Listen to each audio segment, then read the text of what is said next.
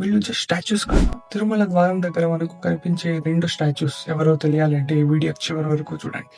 మీకు స్టాచ్యూలో కనిపించే వీళ్ళు వైకుంఠంలో ద్వారపాలకులు. వీళ్ళ పేర్లు జయ అండ్ విజయ. వీళ్ళు పరమ విష్ణు భక్తులు. ఓసారి వీళ్ళు వైకుంఠ ద్వారం దగ్గర కాపలా ఉన్నప్పుడు నలుగురు ఋషులు విష్ణు దర్శనానికై వస్తారు.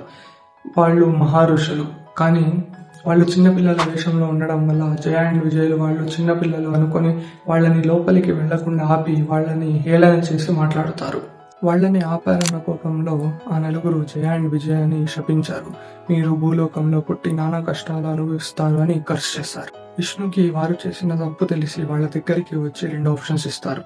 మీరు భూలోకంలో 7 జన్మలు నా భక్తులుగా పుడతారా, లేకుంటే 3 జన్మలు నా శత్రువుగా పుడతారా అని. అయ్యో స్వామి, 7 జన్మలు మీతో ఇక్కడ లేకుండా ఉండడం కంటే 3 జన్మల్లో మీ చేత సంహరించబడి ఇక్కడికి త్వరగా వస్తాము అని 3 జన్మలు శత్రువులుగా పుట్టడానికి ఒప్పుకుంటారు. అలా మొదటి జన్మలో హిరణ్యాక్ష అండ్ హిరణ్యకశ్యపుగా జన్మించి వరాహావతార్ అండ్ నరసింహావతార్తో సంహరించబడతారు.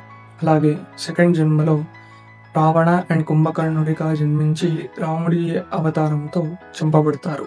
అండ్ 3వ జన్మలో శిశుపాల అండ్ దంతవక్రగా పుట్టి కృష్ణుడి చేత సంహరించబడతారు. అలా వాళ్ళు 3 జన్మల్లోనూ విష్ణు గురించి కాన్స్టెంట్ గా ఆలోచిస్తూ చనిపోయి మోక్షం పొందారు. నెక్స్ట్ మీకు ఏ టాపిక్ మీద వీడియో కావాలో కమెంట్స్ లో తెలియజేయండి. ఈ వీడియో మీకు నచ్చితే లైక్, షేర్, సబ్స్క్రైబ్ చేసుకోండి. జై హింద్, జై సనాతన ధర్మ.